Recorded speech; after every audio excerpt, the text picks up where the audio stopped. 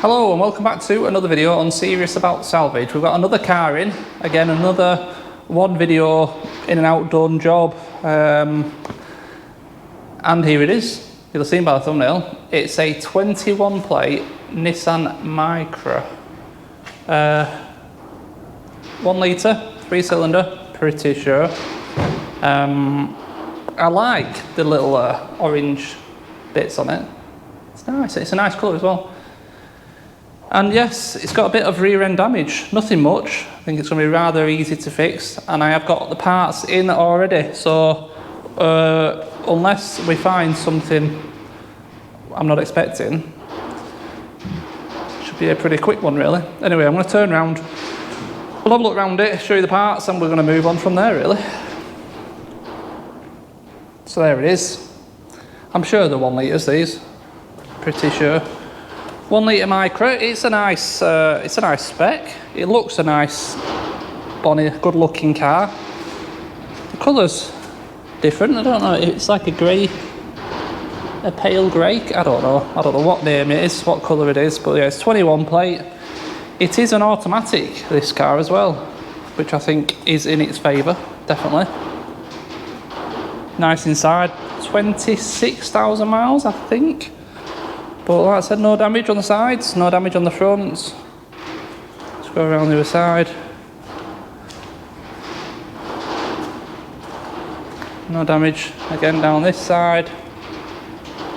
And then we've just had a bit of a tap on the back. From a distance, it's not all that bad, is it? And I mean, I drove this home from Scotland like this with no issues whatsoever. Drove absolutely perfect. But on closer inspection, we've got some bumper damage. It's actually split where it's impacted on the crash bar. We have some boot lid damage all along the bottom there. And I know that the crash bar is damaged as well. I have noticed there's a crack in the lens there, so obviously on the impact here that boot has flexed over. That point has gone into the tail light and smashed that. So I think it's boot lid, bumper, crash bar and tail light. This car's been here a couple of weeks. I've not messed with it, I just looked over it so I get the parts in and be ready for the video really. So we will have a look at them parts in a minute, but first of all, let's have a little look in the boot. All the kit's still in there. There's no real signs that anything has moved on the back end. These have all been undone, I presume, by the assessor, or I don't know, whoever's written it off. This is a write-off, it's a Cat S. It's been written off by the insurance,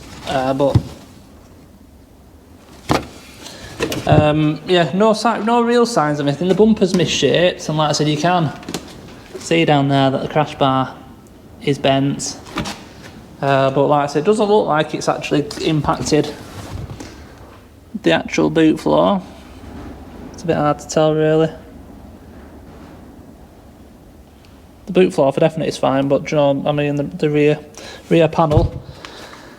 But the fact the boot, you know, boot shuts fine.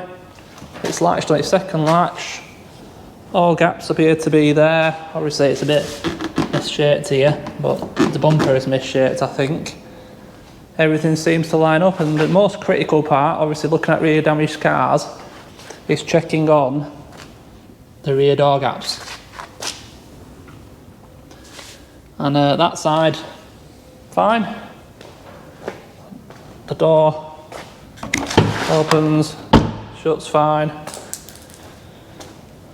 And again this side, because you see they close right up, the gaps close right up if anything's, you know, moved substantially. Everything opens and shuts fine. We'll have a little look inside it. We've got no airbags gone off. 26,900. Got some paperwork with it. Yep, everything's with it. 2 keys. Shut that door a minute.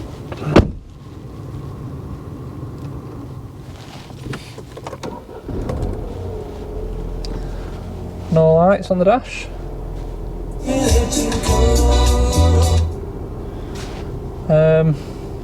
Yeah, all good really. Nice little screen. No sat nav, and like I said, automatic gearbox. It's a nice enough car in here. Like I said, I drove it. What? 200 and well, probably 200 miles or whatever. Back from Scotland. No issues at all. Drove really well. It's a nice enough car. Have a look now at the parts we have got. In colour as well. Boot lid. In colour. No damage. Everything perfect on that. What's that? Blue. Yeah, all good on that front. The rear bumper, although in colour, it's got a little bit of a mark there, and a lot of just storage scratches, so I'm pretty much sure that's going to need to be painted. And the orange trim, there just stick on the back bumper, so that'll just stick on there. That'll be the same. We've got a crash bar as well, so like I said, I know that is bent, so they're three of the parts. And then I've got the tail light just in the boot there. So that is everything really for us to pull this back end off, pull boot lid off, tail lights, rear bumper, crash bar, put all the new bits back on, and then see if anything's moved really. But on the face of it, like I said, it all looks to be lined up and square. So fingers crossed it's going to be as easy as that, and we're just going to have to send it off and get that rear bumper blown over. I mean, I will obviously throw a polisher over it, a buffer, and see if any of it will come out. I mean, a lot of it probably will. A lot of it will, but it's like there's paint missing there, I think. I'm pretty sure it's going to need just a blow over at a paint shop. It's a bit of a shame, so it puts a delay on moving the car on, but the rest of it, yeah, everything, like I said, it's a complete car, everything's with it. It's a good car. So let's put the camera up. We'll just quickly pull the back end off this, have a little look if there's anything obvious in terms of, you know, structural damage, and we'll start throwing the replacement parts straight back on.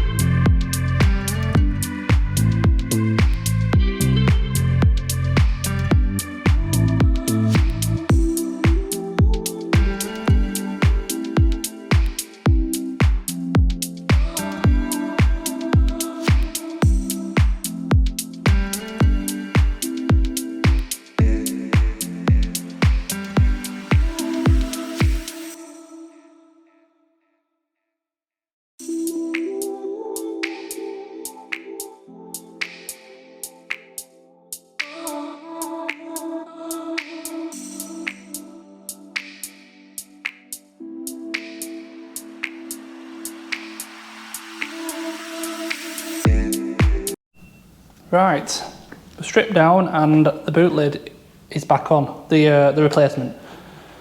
Just wanted to get it on and see how it all shut and lined up, so that we could do this bit of videoing.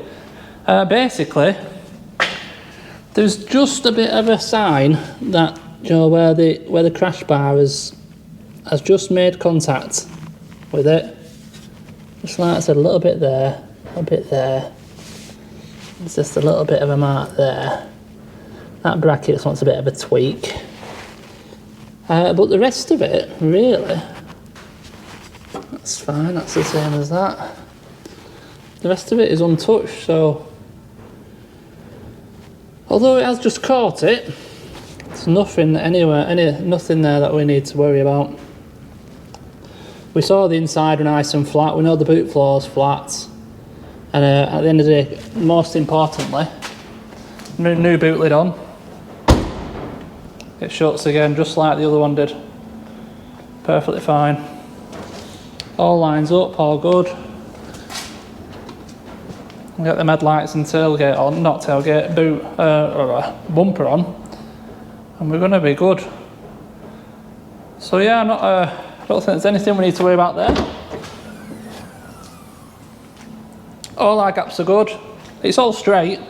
It's just like I said, that maybe it's just touched it there, just a little bit in there, that crash bar.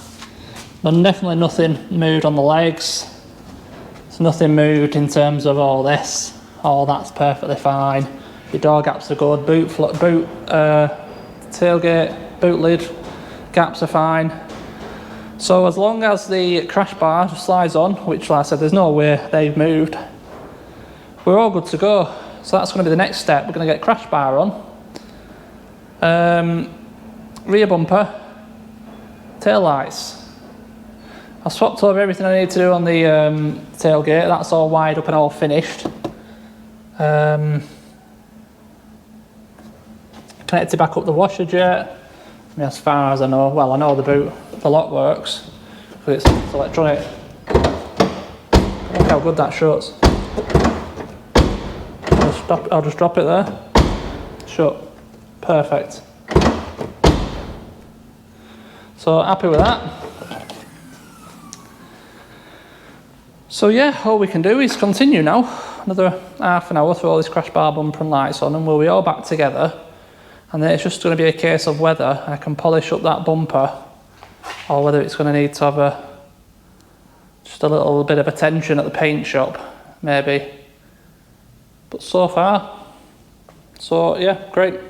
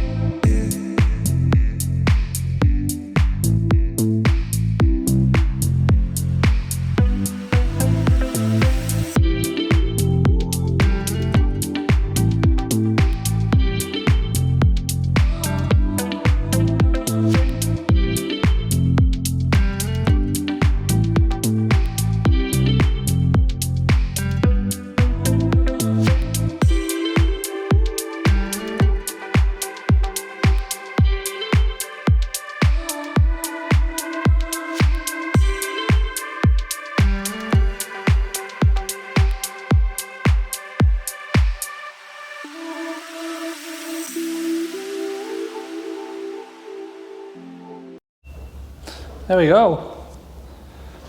Back together, not fully fastened up yet though, that bumper. But everything else is boot lid, tail lights are all in secure, crash bars on, secure. It's just a couple of fixings in the arch and along the bottom of the bumper. But everything lines up good. There's a little bit of a bend in it there that needs warming up and taken care of. Good gaps all the way around the tail lights. Again on this side, bumper, tail lights, all gaps are good. And on this side, again, no issues.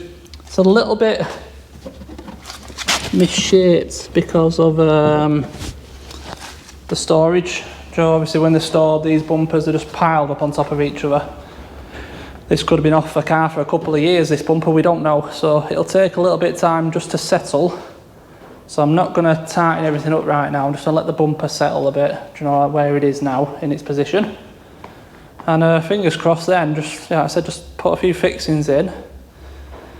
It's hard to tell in this light, the storage marks on the bumper, but it's not looking too bad. Like I said, I'm going to throw a buffer up. Get right up close, like here. You see that one there, like that there, then there. They're all just on top of the paint then, and they will come off. So it's going to be worth just running a buffer over it. See what do you know, how we end up like this, and then see how it ends up. Worst case, just get the rear bumper blown over, and we'll have ourselves a nice, tidy, clean car.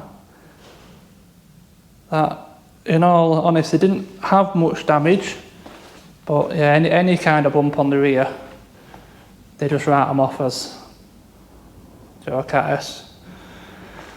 You're probably thinking, why bother changing the boot lid? I could have got it repaired, but where is it? It's hard to tell on camera, but if you follow that inside seam there across, once you get there, you see that there, it is physically bent. Joe, the boot lid is twisted from this point. Well, you can see it there properly, I think. So this side of the boot lid was twisted, and you're never going to get that straight and not looking right. By the time you spent hours, got it painted, filler and all that kind of stuff, you're probably not far off what I paid for this one anyway. So we know it's straight, it's the right colour. It was a no-brainer really to go with a replacement. So I think now, like I said, I'm going to leave it just a little bit, let it just settle, and then we'll come back on this video, like I said, give it a clean up, polish it up, see where we are in terms of whether it wants paint or not, and then decide from then on really what the best plan of action is moving forwards with it.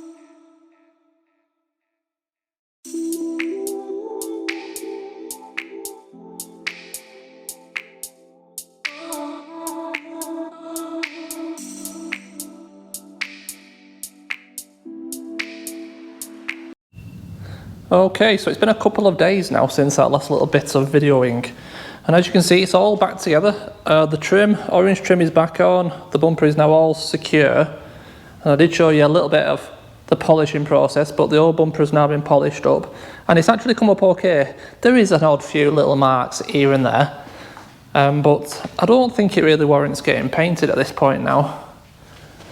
The paint's come up really nice on it. And yeah, I'm reasonably happy. Obviously it's going to be down to whoever ends up having the vehicle. I mean, if they come and they're like, no, I'm not too happy with that, the rear bumper can be painted, but it's always nice to try and keep original paint when you can, even if it does mean sacrificing for the odd little bit of mark here and there.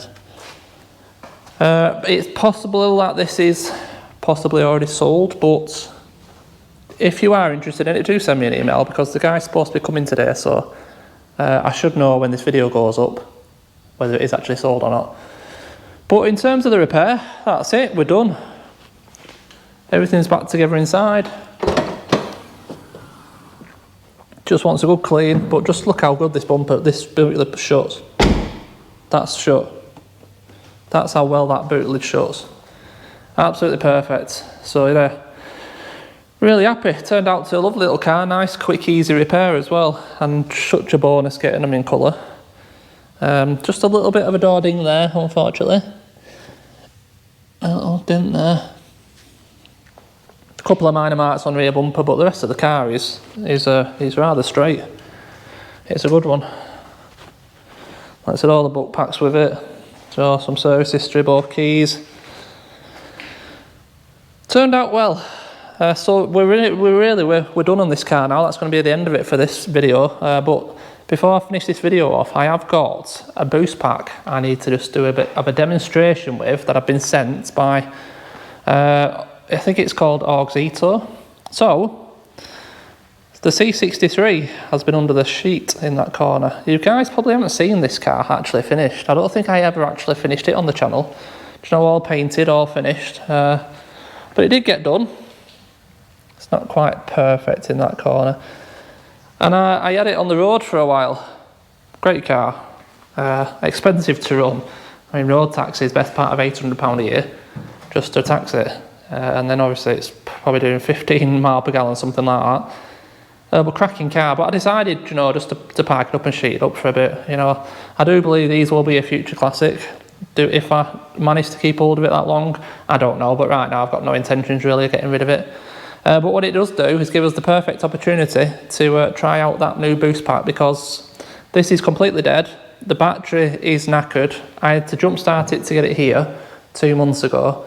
I ran it for the best part of an hour. As soon as I turned it off, there was no power at all. So the battery's not even taking charge. I'll show you. Key in. Nothing at all. Nothing at all. So it's going to be a good test of this boost pack. At the end of the day, we've got a 6.2 litre V8 petrol in there. It's going to take a bit of cranking. So let's have a look at this boost pack. So this is it. It comes in a nice zip-up case. Auxito global supply for automotive. And just like most, they come with very similar things. It's got your pair of jump leads, plugs into the boost pack. Got a charge cable, USB. This actual boost pack is also a little compressor, so you can pump up tyres. So we'll try that as well. Some adapters, so you can do car, bike, balls, all sorts. And this is the actual boost pack. So it's quite a chunky thing. I think it's a 3,500 amp jobber. It doesn't really say on there. I'll just grab the box for a brief moment. This is the box it came in. Sure, it was 3,500, it said it somewhere.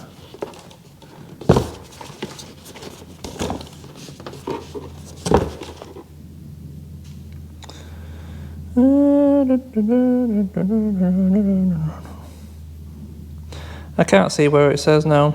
I mean, you're looking at it as well. If you can see, then well done to you. but I'm sure it's 3500 anyway. I'm pretty sure it's 3500. So, yeah, I've not tried this at all yet. Press and hold the power. 99%. I need to plug the little jump leads in, which is going to go that way, like so. We got a little green flashing light. So let's see what happens. Battery are in the boot on these C-Class Mercs. Pretty sure all of them, not just the C63. So I'll connect this up.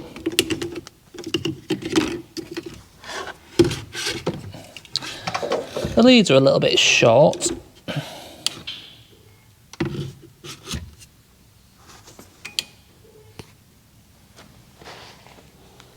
Got some lights flashing.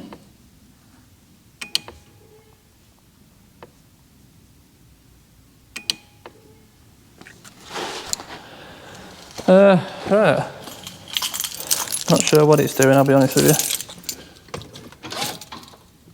Oh, it's all powered up. Well, it did. Yeah, powered up.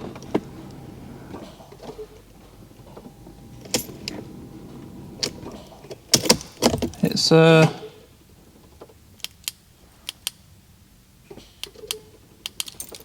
don't know what it's doing. Hold on.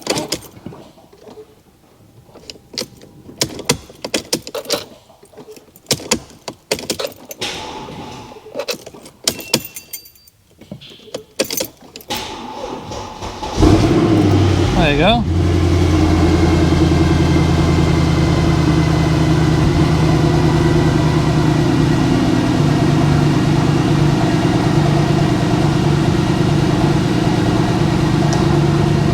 Got a few error messages. Like I say, we've had no battery power this for a while, but I think I have got a wheel speed sensor issue there somewhere. But started up.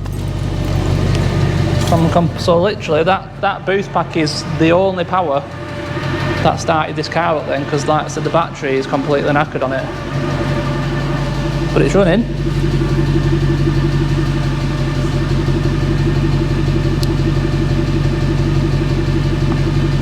How much power did it use? 6% of its battery to start it up. That's all it took.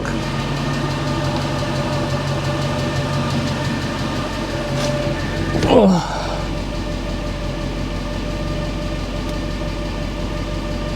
I do miss driving this car around actually. I don't even think I did. 47.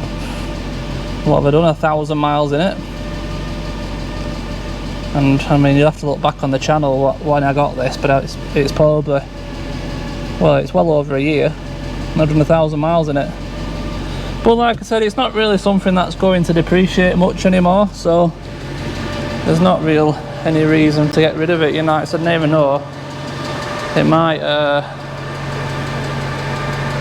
be worth some good money in the long run. I've got a Spider. There's some eggs. I've got little baby spiders running around everywhere. But yeah, boost pack works. Sounds so good, these cars. Insanely good.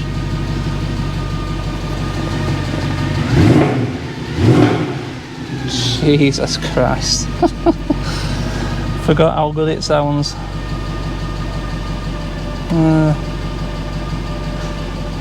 I'll have to get it out one day, have a little bit of a blast up the road. Anyway, I'm going to leave that running just a little bit. Now, you never really want to start a car up and turn it straight back off. So, disconnect that. It was still running off the boost pack. That just shows you how bad that battery is. Yeah, it won't run without the battery, without the boost pack being on it. Oh well, that's the end of that. But it proves this boost pack will start a 6.2 litre petrol V8 basically with no battery on it, because that's basically what's here. There's no battery connected to that. It's not got no power in it whatsoever.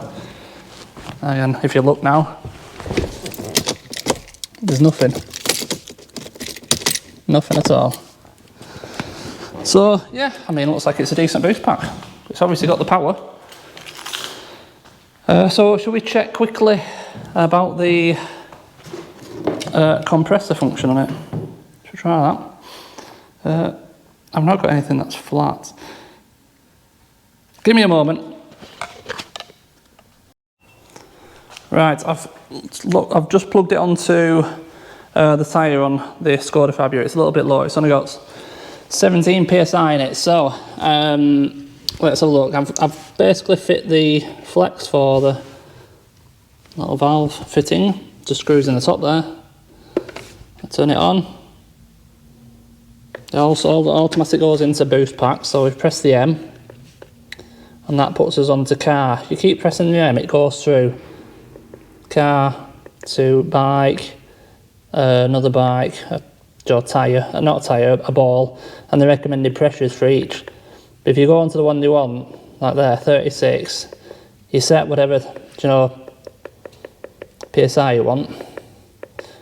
I'm going to go 30, it's only a light car this. And then, so it's showing me 17, that's what's in it. There you go.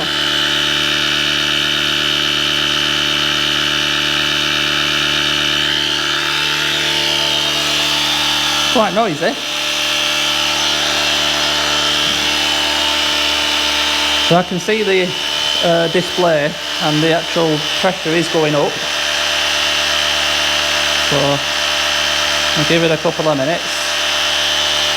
Up to 21. So I'll give it a couple of seconds and I'll come back to you. Right, we're up to 29.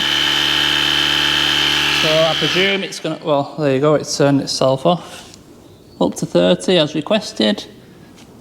Right, it's done the job, hasn't it? It's pumped up the tyre. Job's a good one.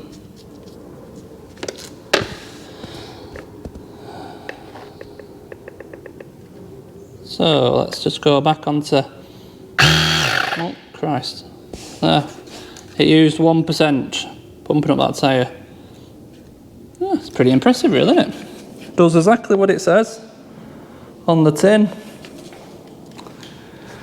So price wise, I don't really know how much these are. You will have to look in the link in the description. There will be a link to a discount code. I think it's 10%, I can't remember now.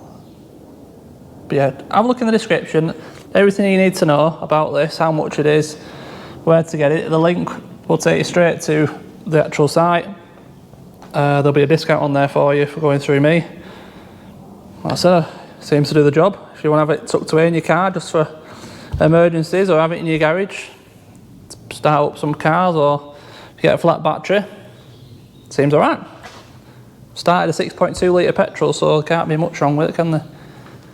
Right, last thing now before we finish off. A couple of cars I've got ready to go that you haven't really seen much of. The Skoda Fabia, 70 plate, 1 litre petrol, 5,800 miles or something on this. One key, it is categorised. Car's absolutely spot on, runs and drives great. I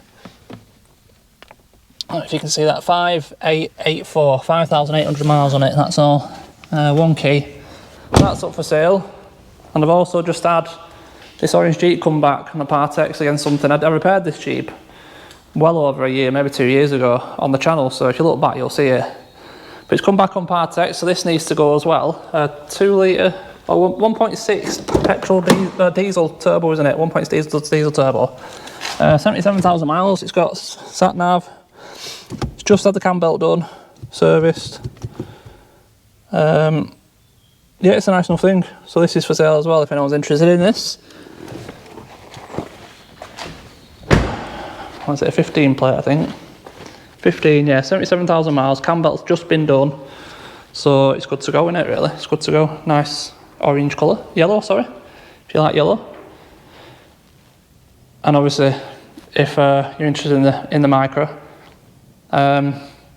email always the best way to get hold of me, seriousaboutsalvage@gmail.com. And that's it. Video's done. Thank you, as always, for watching. Big thumbs up if you enjoyed it. And I'll see you in the next one. I appreciate it. Cheers.